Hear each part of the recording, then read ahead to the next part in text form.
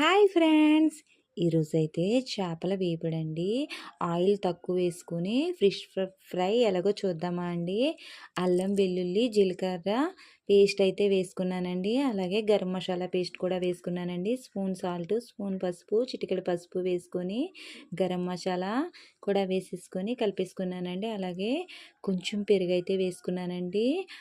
అలాగే నిమ్మ చెక్క రసం కూడా పిండేసుకున్నానండి. బాగా ఉప్పు కారం పట్టించేసి ఫ్రిడ్జ్లో అయితే ఒక గంట సేపు పెట్టేసుకున్నానండి. చేపల పులుసు అయితే పెట్టుకున్నానండి. బొర్రె ముక్క, తోక ముక్క, పొట్ట ముక్క అవి ఉంటాయి కదండి, అవి అయితే పులుసు పెట్టానండి.